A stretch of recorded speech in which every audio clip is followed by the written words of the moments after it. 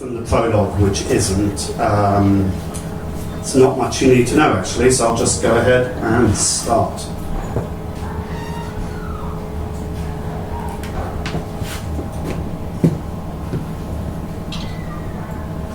The first time you see a dead body changes you forever.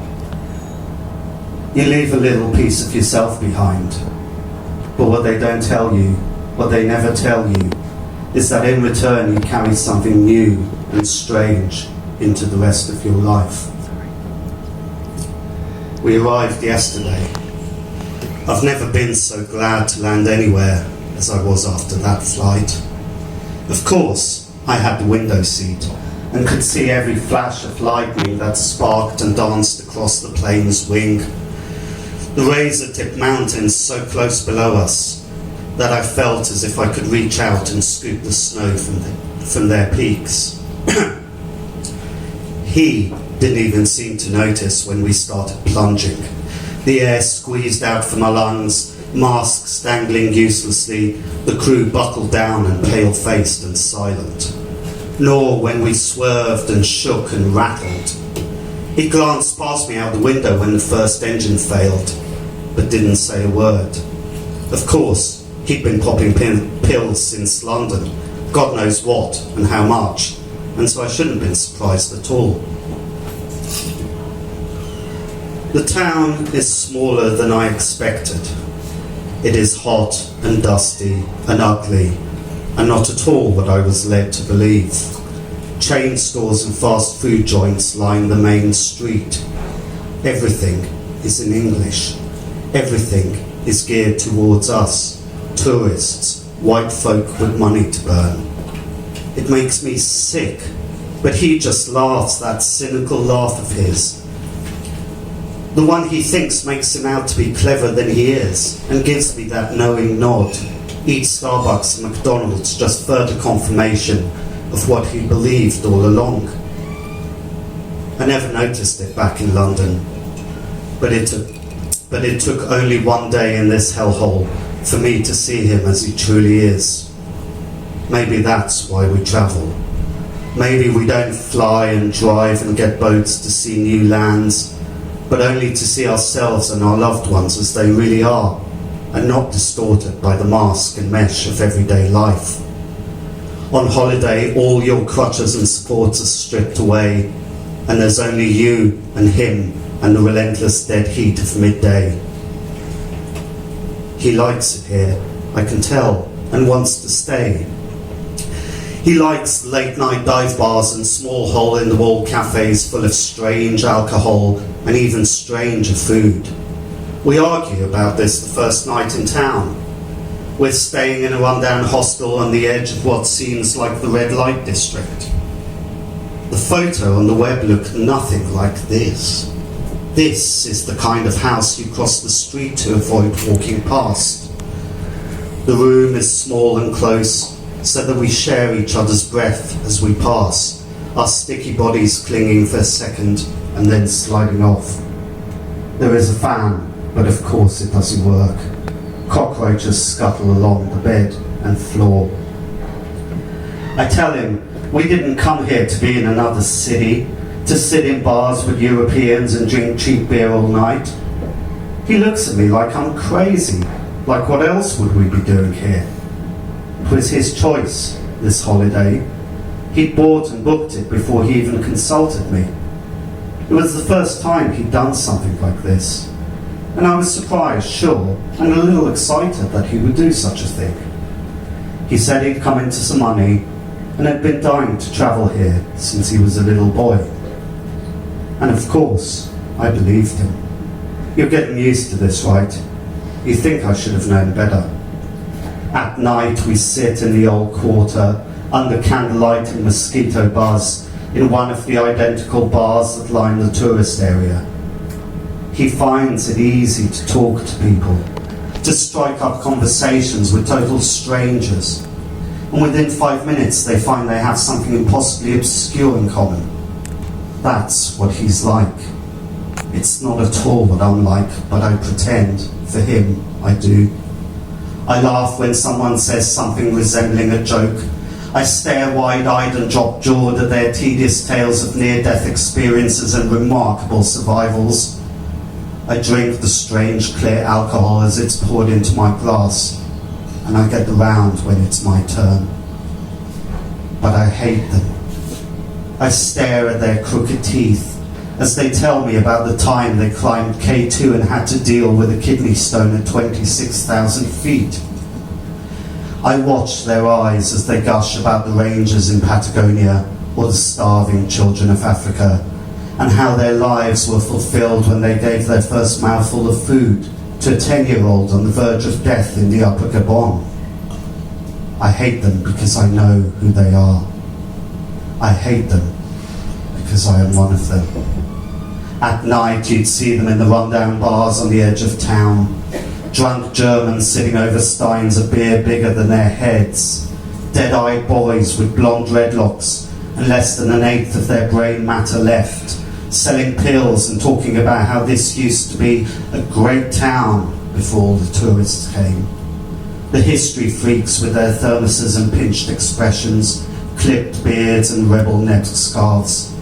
The way they look at us, the way they turn to each other and mutter comments and point, and aren't in the least bit ashamed of it. I tell him I'm leaving town first thing in the morning. He can come with me, or he can stay here. He throws a fit and hits the streets and comes back 2 hours later, apologetic, reeking of booze and easy women, saying he's sorry and that tomorrow we can start again. By then I don't care. By then 14 cockroaches, or 40 or 400 have crawled across my legs and face as I lie back in bed and try to will sleep, and then give up and ask him for some of his Valiums, and chew them, the bitter chalky taste delicious, and chase it down with some tap water which will probably make me sick, but that's all there is in this room. And anyway, by then, as I said, I'm past caring.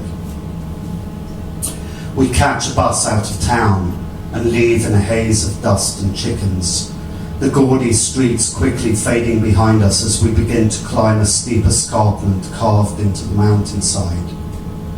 The bus is beyond hot, and the windows are jammed, and there are all kinds of animals, dogs and pigs and pigeons and God knows what else, and everyone is sitting on each other's lap every time the driver hits a switchback, and I am sick into my bag within 10 minutes. He looks at me, pats my shoulder, and goes back to his zoned out state.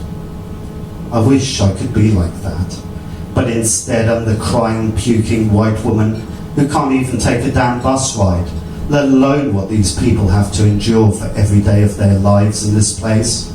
And wasn't that why I came here anyway? The landscape rescues me. The blue, steely peaks in the distance, the jagged precipices of black rock and broken teeth, this track barely wide enough for the bus, curling and swirling around the side of the mountain like jewellery. Soon there is nothing but rock and sky and thin wisps of straggly cloud.